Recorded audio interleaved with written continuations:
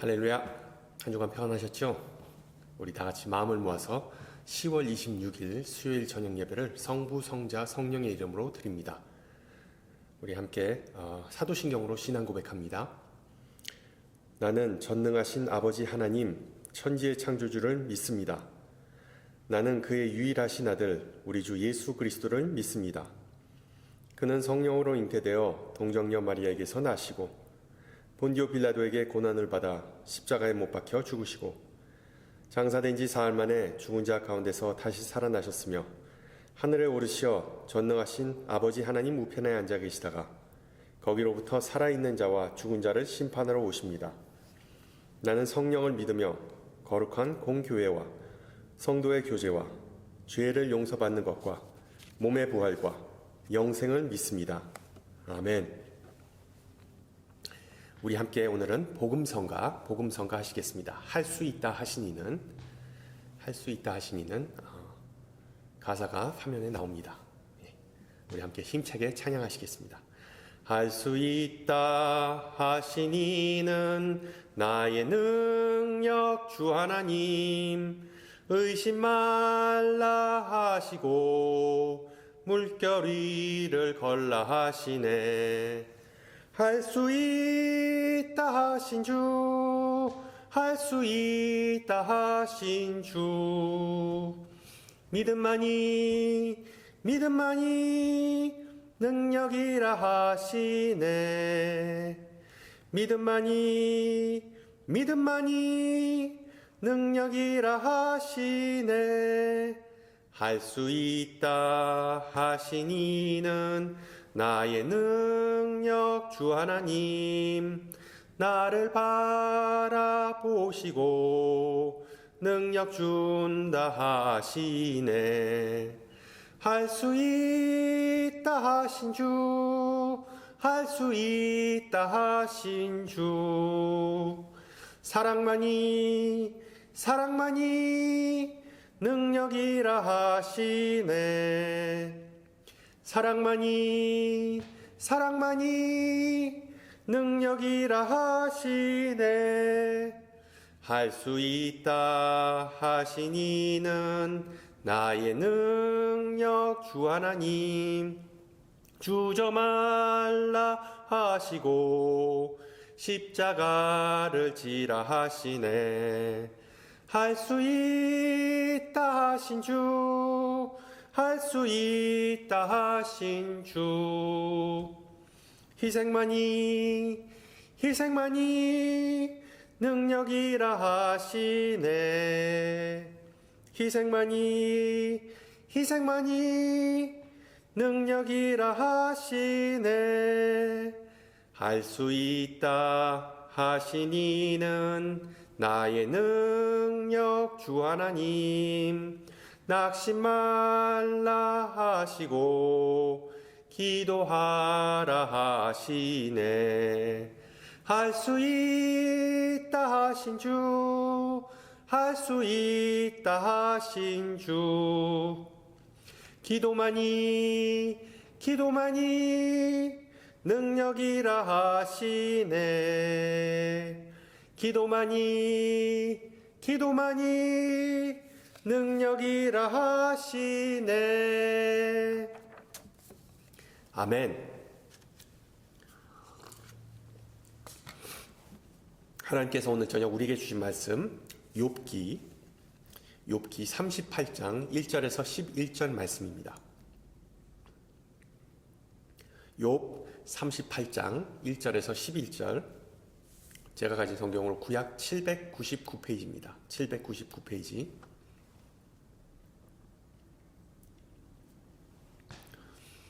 욥기 38장 1절 말씀을 받들어 봉독합니다. 그때의 여호와께서 폭풍우 가운데서 욥에게 말씀하여 이르시되, 무지한 말로 생각을 어둡게 하는 자가 누구냐? 너는 대장부처럼 허리를 묶고 내가 네게 묻는 것을 대답할지니라. 내가 땅에 기초를 놓을 때에 내가 어디 있었느냐? 내가 깨달아 알았거든 말할지니라. 누가 그것의 도량법을 정하였는지, 누가 그 줄을 그것의 위에 띄었는지 내가 아느냐?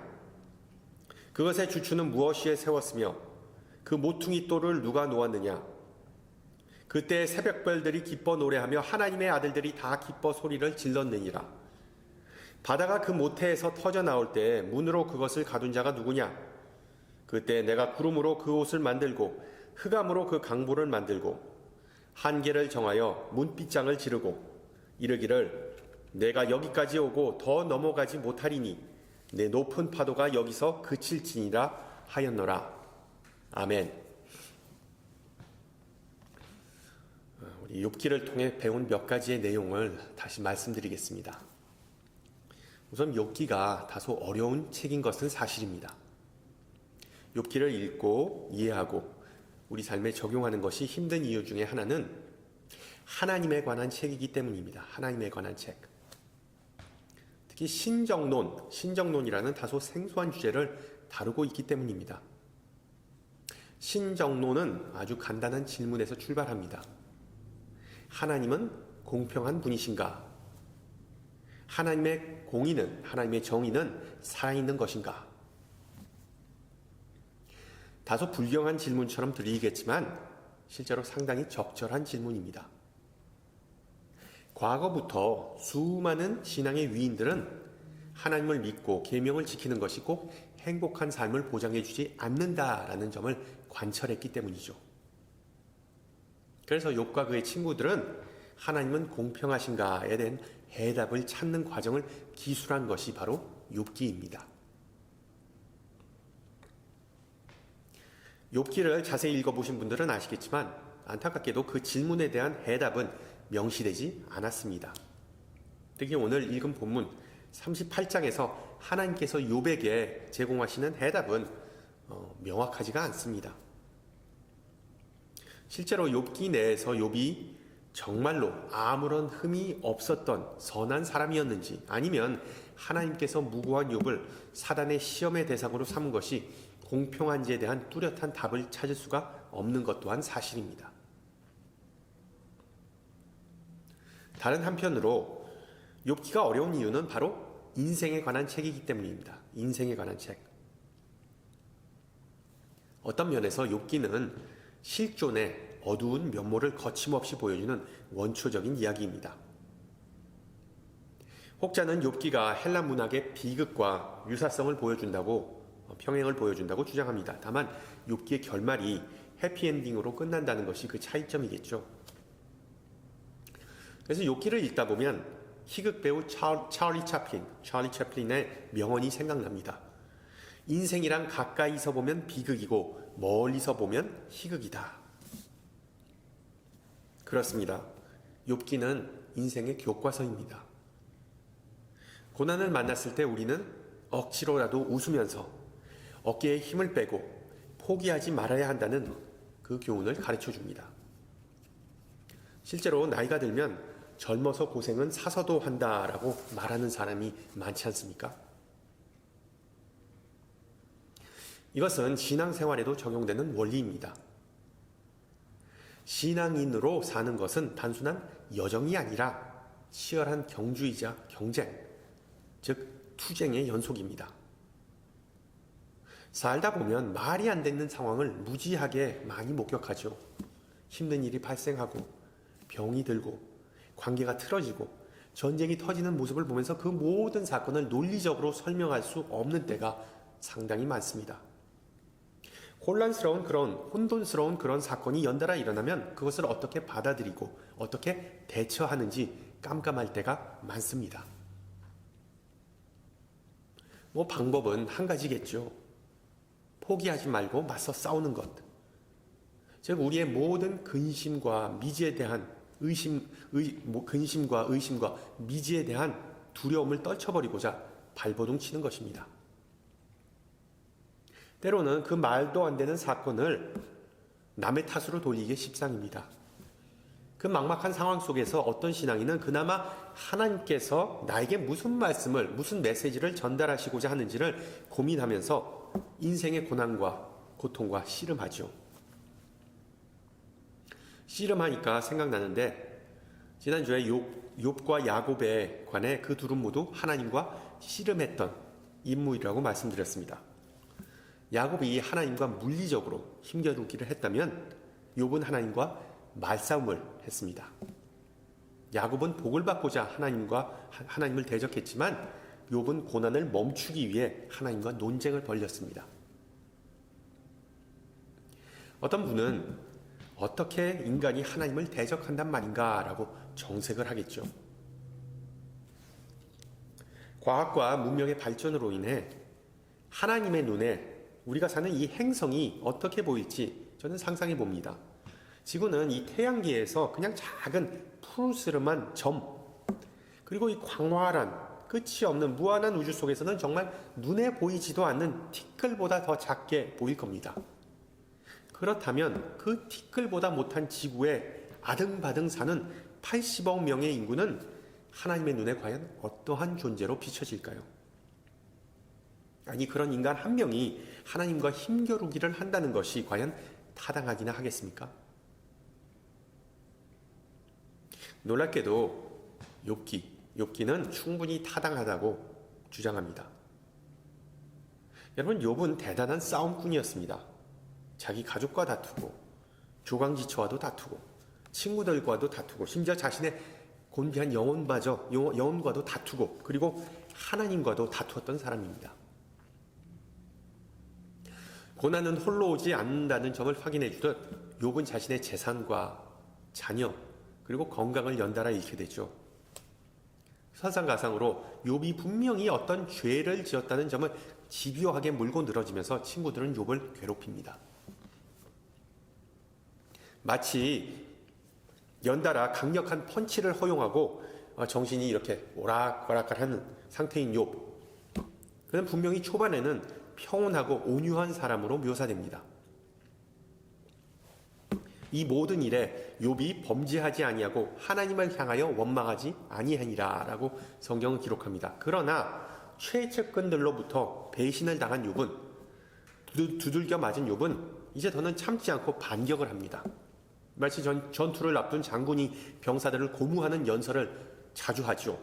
23장을 보면 내가 오직 하나님을 볼 수만 있다면 그분과 언쟁하리라, 그분과 싸우리라. 24장 왜 모습을 드러내서 나를 심판하시지 않는가? 하나님 어디 계십니까?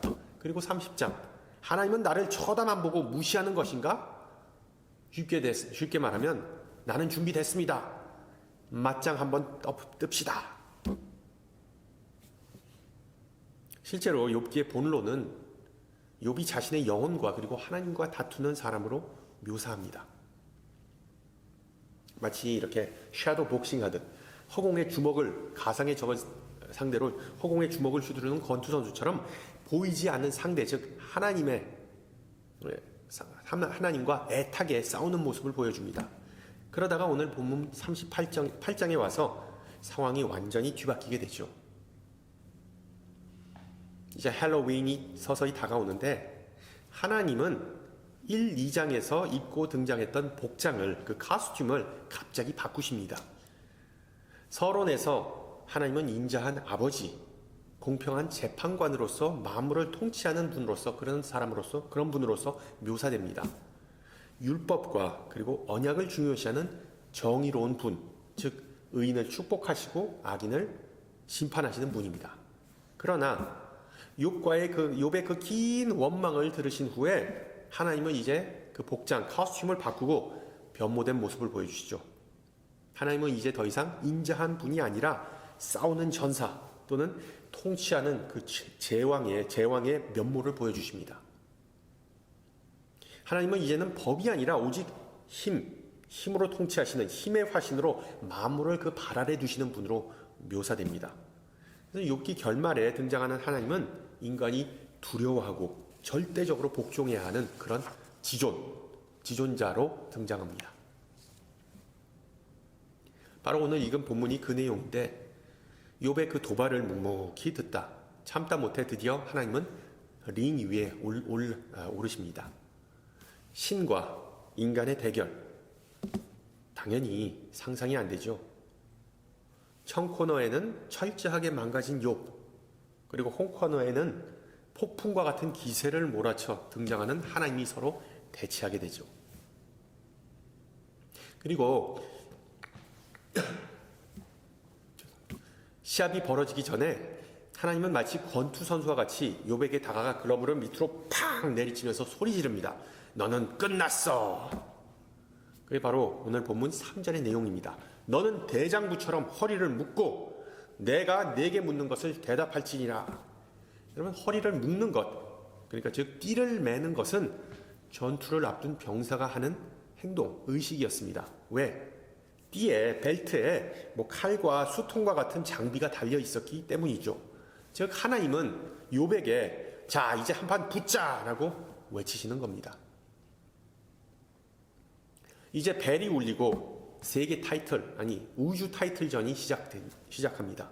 하나님은 먼저 욥에게 연탄을 먹이십니다. 첫째, 자신이 어떻게 세상을 창조하시는지를 외치십니다. 4절에서 21절의 내용이죠. 그리고 두 번째, 22절에서 38절에서는 자신이 날씨와 기후를 어떻게 조율하시는지를 외치십니다. 그리고 마지막으로 욥에게 먹이신 한방, 38장 39절에서부터 39장 30절까지 이어지는 긴 내용인데 하나님은 자신이 창조주이시자 생명의 근원이라고 외치십니다. 즉 자신의 권능과 권위를 보여주시면서 욥이 알아야 할 단 하나의 사실을 그에게 일깨워 주십니다. 넌 나한테 잽이 안 돼. 어디서 한 주먹거리도 안 되는 것이. 하나님은 전지하신 분이시지만 상대방 욥은 지식의 한계가 있기 때문에 그런 말씀을 하시죠. 욥기 초반부에 잘 드러납니다. 욥은 하나님과 사단과의 거래를 전혀 모르는 상황이었습니다. 대부분 사람처럼 욥은 도대체 왜라고 질문하지만 하나님은 오직 자신만이 모든 지식과 그리고 진리의 소유자임을 그에게 상기시켜 줍니다. 하나님은 궁극적으로 지혜로운 분이시지만 욥은 이해가 부족한, 턱없이 부족한 사람이었습니다. 주인공 욥과는 다르게 우리는 독자로서 욥기의 내막을 잘 알고 있습니다. 아무것도 모른 채 고난받는 욥을 보면서 참 안타까운 마음이 들죠. 그러면서 동시에 이야기 속에 존재하는 그 갈등, 그 위험이 언제든지 우리에게 적용될 수 있다는 사실을 깨닫게 됩니다. 하나님의 길은 인간의 길과는 전적으로 다릅니다. 하나님께서 아시는 일을 우리는 당연히 모를 수도 있습니다. 훈계하고 교육하고 몰아붙이는 부모의 뜻은 결국 자녀가 다 잘 되기 위해서라는 점을 이해할 수 없는 아이처럼 우리도 가장 유익한 것이 무엇인지 헤아리지 못하는 때가 상당히 많습니다. 욥을 다그치시고 혼쭐 내시는 하나님의 메시지는 자명합니다. 네가 좋든 싫든 나는 모든 것을 다 알지만 너는 아무것도 모른다. 끝. 또한 하나님은 무소부재하신 분이시지만 인간은 분명히 한계와 제한이 있다는 것을 욥에게 일깨워 주십니다. 지난주에 봤듯이 욥은 23장에서 하나님에게 고래고래 소리치릅니다. 도대체 어디 계십니까? 앞에도 없고 뒤에도 없고 오른쪽 왼쪽에도 안 보입니다. 동서남북 그 어디에도 하나님은 안 계십니다. 그러자 하나님은 욥이 상상하지도 못한 곳에 가보셨다고 답변하죠. 바로 오늘 본문 내용입니다. 하나님은 인간처럼 공간의 제약을 받는 분이 아닙니다. 마치 새가 독수리가 하늘에서 땅을 바라보듯 하나님은 모든 것을 다 보시고 모든 곳에 또한 계신다고 암시합니다. 물론 이것은 하나님께서 자기 자랑을 늘어놓는 것이 아니죠. 오늘날 고통받고 절규하는 이들을 하나님은 보고 계신다는 그런 의미입니다. 하나님은 절대로 우리를 잊으시거나 유기하시는 분이 아니라는 의미입니다. 마지막으로 하나님은 전능하신 분이시지만 인간은 그 어떤 것도 마음먹은 대로 하기 힘들고 오직 하나님을 의지하고 하나님을 따라가는 방법밖에 없음을 알려주십니다. 본문 4절에서 하나님은 세상을 디자인하시고 그리고 8절에서 하나님은 세상을 가두셨다. 즉 한계, 그 세상의 한계를 정하셨다고 기록합니다. 바꿔 말하면 이것은 무슨 뜻인가 하면 세상 만물은 마치 거대하고 아주 거칠고 터프하고 그리고 위험한 야생동물을 연상시키는데 하나님은 태초부터 그 피조물을, 그 창조물을, 우주 만물을 길들이셨다는 의미입니다. 그것을 창조하시고 그리고 또한 그것을 길들이셨다, 교육하셨다는 의미입니다. 따라서 모든 자연 재해나 산과 들과 바다나 괴물, 이 세상에 존재하는 어떤 괴물과 마찬가지로 연약한 욥은 창조주 하나님의 섭리하에 놓여진 피조물이라는 사실이죠. 문제는 하나님은 전능하시고 전지하시고 무소부재하신 분이다라는 메시지가 인생의 밑바닥을 겪고 있는 욥에게 어떤 위안이 되거나 그를 어떻게 설득시키는가라는 것은 또 하나의 문제이겠죠. 욥을 위로하거나 설득하는 것은 하나님의 목적이 아니었습니다. 하나님의 목적은 신과 인간의 차이를 확인시켜 줌으로써 욥의 백기투항을 원하셨던 것입니다. 여러분, 마치 그 레슬링에서 그 기술이 있는데 그 쪼르기 기술이란 거 있죠. 상대방을 땅에 엎어뜨리고 그리고 이렇게 팔이나 아니면 목 같은 거를 이렇게 조이면서 결국은 상대방이 꼼짝도 못하고 나중에는 숨을 쉬지 못해서 바닥을 이렇게 탕탕탕탕 치면서 시합을 포기하는 것처럼 욥은 결국 40장에 가서 이렇게 고백합니다. 나는 비천하오니 무엇이랴 주께 대답하리이까 손으로 내 입을 가릴 뿐이로소이다. 결과적으로 욥은 하나님께서 말씀하신 모든 내용을 자신이 고난을 겪기 전에 자신이 시험을 받기 전까지는 상상조차 이해조차 하지 못했다는 그 사실을 깨닫게 되는 것이죠. 절망에 빠졌던 욥은, 나락에 빠졌던 욥은 오직 왜 나만이라는 질문만 남발하였습니다. 그러나 이제 왜 하나님께서 그런 일을 행하셨는지를 깨닫게 됩니다. 정확히 말하면 욥은 자아에 대한 이해, 자화상이 잘못된 것이 아니라 하나님에 대한 이해가 턱없이 부족했다는 사실을 고난과 투쟁을 통해 알게 된 것이죠. 더 나아가 욥은 고난을 통해 하나님과의 관계에 대한 더 깊은 이해를 갖게 됩니다. 하나님의 권능에 대해 명백한 증거를 받았음에도 불구하고 욥은 하나님과의 관계 속에서 그 릴레이션십 속에서 자신의 정확한 위치를 오해하고 있었습니다. 잘 파악하지 못하고 있었습니다. 고난이 있고 난 후에 비로소 자신과 하나님의 관계는 동등하고 상호적이고 주고받는 관계라는 잘못된 생각을 고치게 된 것이죠. 앞서 욥기가 성서 중에 어려운 책으로 분류된다고 말씀드렸지만 그 메시지는 정말 간단합니다.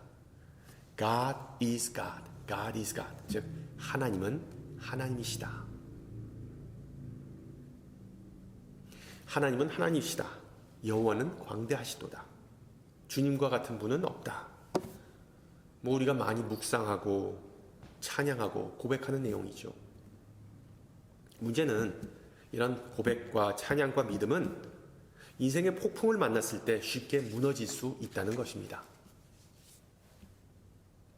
우리 신앙인이 행복하고 보람되고 즐거운 인생을 사는 비결은 매 순간 내가 뭘 잘못했는지 또는 잘했는지, 그리고 하나님은 나에게 그에 따라 어떤 축복이나 혹은 형벌을 내리시는가를 꼼꼼히 매번 계산하듯 장사를 하든 거래를 하듯 따지는 것이 아닙니다.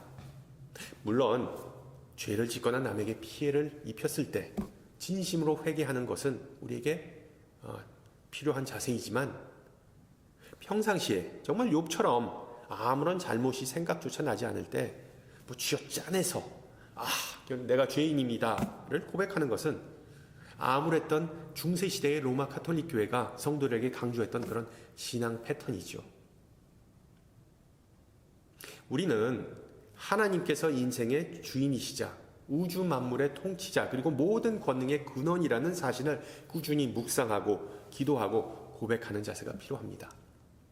그리고 하나님의 그런 면모를 우리가 왈가왈부하거나 불평할 이유가 근거가 전혀 없다는 것입니다.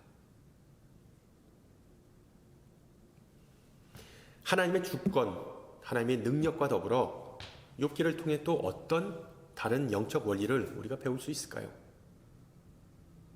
실질적인 면에서 욥이 하나님과 담판을 지었다는 사실이 우리가 고난을 견디고 승리하는 데 어떤 교훈을 주는지 잠깐 살펴보고자 합니다. 첫째, 영적 전투. 영적 전투는 단지 한 개개인의 전투가 아니라는 점을 기억하시기 바랍니다. 인간이 보통 고난을 겪으면, 아니면 고통을 겪으면 상당히 자기 중심적이고 근시안적이고 심지어 괴팍하게 변하는 경우가 많습니다. 자기가 당하는 시련이 세상에서 가장 가혹하다는 생각까지도 합니다. 그래서 이렇게 반문합니다. 도대체 왜 나일까? 고달프다. 등등. 비록 욥은 하나님으로부터 인간의 고난에 대한 대답을 받지는 못했지만 자신이 당한 고난은 단순하게 어떤 고달픈 인생을 훨씬 더 뛰어넘는 것임을 이제 짐작하게 되죠.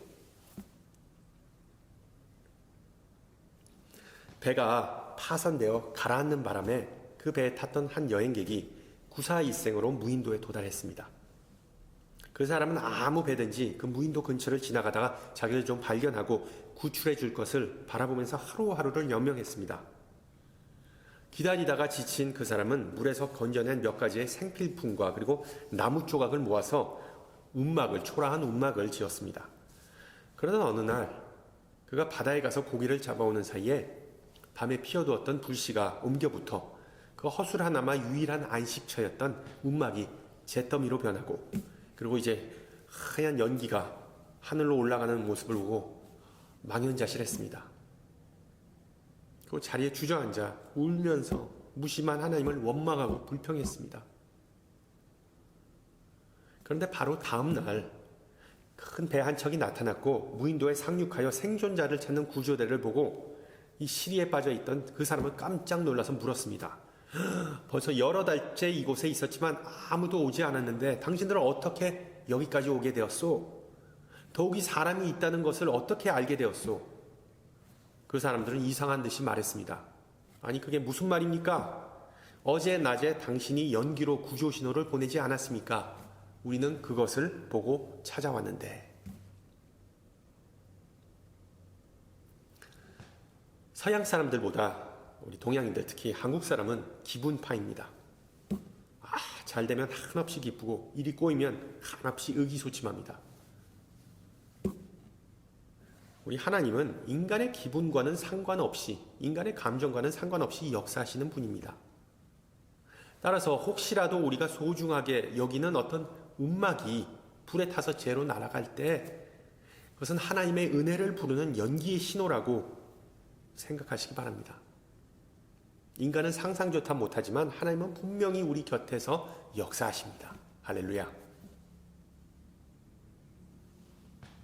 고난이 닥치면 신앙의 여부에 상관없이 왜, why라는 질문을 모든 사람이 합니다. 그리스도인이건 비그리스도인이건 왜, why me, 왜 나만. 그러나 그 왜를, 그 why를 어떤, 즉 what으로라는 질문으로 바꾸는 것이 바로 투쟁하는, 싸우는 신앙의 자세입니다. 어떤 질문을 해야 할까요? 내가 어려움을 당할 때 하나님은 어떤 일을 하시는가? 하나님은 어떻게 역사하시는가? 그러니까 why를 what으로 바꿔야 됩니다. 둘째, 욥의 하나님은 우리의 하나님이십니다. 즉 하나님은 한결 같으신 분, 변함없는 분이십니다. 공의롭고 사랑이 많으신 분입니다. 그러나 우리가 믿는 하나님 또한 예측 불허이자 상상을 초월하시는 분입니다. 때로는 우리가 이해할 수 없는 말씀이나 행동을 하시는 분이라는 것을 우리는 자주 망각합니다. 지난주에 말씀드렸듯이 하나님을 인간의 그 이성이라는 울타리 속에 가두고 설명할 수 있다고 믿는 것은, 주장하는 것은 어불성설이죠. 실제로 하나님께서 그 능력을 행사하는 데 있어 우리가 할 수 있는 것은, 인간이 할 수 있는 것은 아무것도 없습니다. 불편한 사실이지만 하나님은 창조주이시고 인간은 피조물입니다. 고로 항상 겸손하고 우리가 먼 훗날을 바라보고 순종하고 하나님을 의지하는 마음을 유지하시기 바랍니다. 신학성서와 교회사 분야의 세계적인 석학 탐 라이슨 이에 대해 다음과 같이 말합니다. 실제로 하나님은 이상한 분이시다. 가장 중요한 점은 하나님을 이해하는 것이 아니라 신뢰해야 한다고 성경은 말하기 때문이다. 점원이 매장을 방문한 손님을 스캔하듯 하나님을 위아래로 훑어보고 칭찬하고 누군지 파악하고 그를 인정한 후에 비로소 말을 거는 것은 하나님이 하나님이심을 부정하는 태도이다. 하나님이 진정으로 하나님이시라면 우리가 가장 먼저 해야 할 일은 분석하는 것이 아니라 머리를 사용하는 것이 아니라 예배하는 것이다. 우리가 하나님을 먼저 파악하는 것이가 아니라 하나님께서 우리를 먼저 파악하는 것이 이치에 맞는 것이다. 셋째, 우리가 하나님을 대하는 데 있어 좀 말 조심해야 할 필요가 있다는 점을 욥기는 알려주죠. 사람이 말 실수하고 후회하는 경우가 상당히 많이 있죠. 잘난 체 하는 사람을 멀리하고 싶어하는 것은 인지상정입니다. 그리고 우리가 하나님과 대화할 때도 이것은 마찬가지입니다. 인간은 하나님과 동등한 입장에서 대화를 나눌 수 있는 그런 존재가 아닙니다. 우리의 시야와 그리고 이해는 한계가 있으므로 항상 내 뜻이 아니라 아버지의 뜻대로라는 마음을 품고 하나님 앞에 나가야 합니다. 그래서 욥기는 인생의 굴곡에도 불구하고 일관된 삶을 살아야 한다고 가르쳐주죠. 가끔 어렵고 힘든 상황에 부닥치면 사람은 심사숙고하지 않고 선택을 감정적으로 하게 되는데 나중에 가서 후회하는 경우가 많습니다. 마지막으로 우리는 신앙인으로서 하나님과 씨름하는 믿음을 좀 가져야 합니다. 하나님과 씨름하는 믿음. 하나님과의 어떤 줄다리기를 통해 하나님을 더 깊게 알게 되기 때문입니다. 스페인 시인 미겔 데 우나무노는 이 점을 정확하게 꿰뚫어보고 이렇게 말합니다. 아무런 고민 없이, 불확실성 없이, 의구심 없이, 그리고 때로는 아무런 절규 없이 하나님을 믿는다고 생각하는 사람들은 오직 하나님을 관념적으로 믿는 것이지 살아계신 하나님을 믿는 것이 아니다. 성도 여러분, 아이들은 싸우면서 자란다고 하죠. 주목할 만한 영적 성장은 반드시 아픔과 투쟁을 수반합니다. 욥은 관념의 하나님, 그러니까 하나님이라는 생각, the idea of God과 씨름하지 않고 the living God, 살아계신 하나님과 힘겨루기를 한 장본인이었습니다. 마치 아들이 아빠와 농구 시합을 하면서 그 짧은 키로 키 큰 아빠를 이렇게 무조건 득점하려고 하고 그리고 이기려고 합니다. 정상적인 아빠는 적당히 봐주면서 아들을 상대해 줍니다. 자라나고자 하는 새싹을 짓밟아 버리면 낙심하고 다시 일을 쓸지 못합니다. 성장이 멈춰버리는 경우가 있습니다. 반면에 적당한 자극이 있으면 그 아이는 다음 단계로 올라갈 수 있다는 사실을 그 아빠는 알기 때문입니다. 마찬가지로 하나님의 자녀인 우리 모두는 욥이나 야곱처럼 하나님과 씨름하고 하나님에게 매달리고 그리고 하나님에게 도전하면서 성장할 수 있다고 성경은 말해줍니다. 그렇게 함으로써 우리는 자기 자신과 하나님을 더욱더 잘 이해하게 될 것입니다. 그렇게 함으로써 우리는 힘과 용기를 얻게 될 것입니다. 그리고 선한 싸움을 싸우고 내게 능력 주시는 그리스도 안에서 모든 것을 할 수 있다라는 바울의 고백이 우리의 고백이 되기를 축원합니다. 함께 기도합니다. 존귀하신 주님, 오늘 저녁 욥의 이야기를 통해 하나님은 하나님이시다라는 단순하지만 변함없는 진리를 가르쳐 주심을 감사드립니다. 부족하고 죄 많은 우리를 외면하지 않고 우리를 구원하시고 자녀 삼으심을 감사드립니다. 특히 독생자 예수님을 이 세상에 보내시어 아버지의 뜻에 순종하고 이끄시는 대로 따라가는 삶을 보여주심을 감사드립니다. 인생에 알 수 없는 고난과 시련을 맞이할 때 주님의 완벽한 계획과 목적을 의심하지 않고 모든 것을 주님께 맡기기를 기원합니다. 어려울 때일수록 주님만이 문제의 해답이고 주님의 손안에 진정한 열쇠가 있음을 외치면서 주님께 더욱 매달리고 주님과 씨름하기를 원하오니 믿음으로 행하고 보는 것으로 살지 않게 하소서. 전능하신 주님, 지금 우리의 일상이 된 혼란스러운 이 세상을 주님께서 잘 아시오니 우리 자신뿐만 아니라 온 세상 만물을 위하여 중보할 수 있는 마음과 용기를 간구합니다. 특히 자연재해로 인하여 삶의 터전을 잃은 모든 이들을 불쌍히 여기시고 그들과 함께 하시기를 간구합니다. 전쟁과 폭력으로 인해 사랑하는 이를 잃거나 목숨의 위협을 받는 우크라이나인들을 기억하시고 주님의 지팡이와 막대기로 그들을 안위하시기를 기도합니다. 또한 자유를 위하여 독재와 투쟁하는 이란인들에게 용기를 주시어 하루빨리 그곳에 평화와 복음이 들어가는 역사가 있기를 간구합니다. 또한 심각한 경제난으로 인해 주님의 축복을 누리지 못하고 내일 일을 위해 근심하는 가정이나 지체들의 주님의 사랑과 위로와 축복과 보호하심을 내려주시옵소서. 함께 주님 가르쳐 주신 기도합니다. 하늘에 계신 우리 아버지의 이름을 거룩하게 하시며 아버지의 나라가 오게 하시며 아버지의 뜻이 하늘에서와 같이 땅에서도 이루어지게 하소서.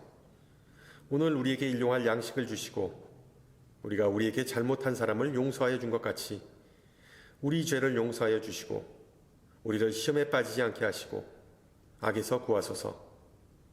나라와 권능과 영광이 영원히 아버지의 것입니다. 아멘. 네, 날씨가 많이 쌀쌀해졌는데요. 항상 건강 조심하시고요. 저는 다음 주 이 시간에 뵙겠습니다. 샬롬.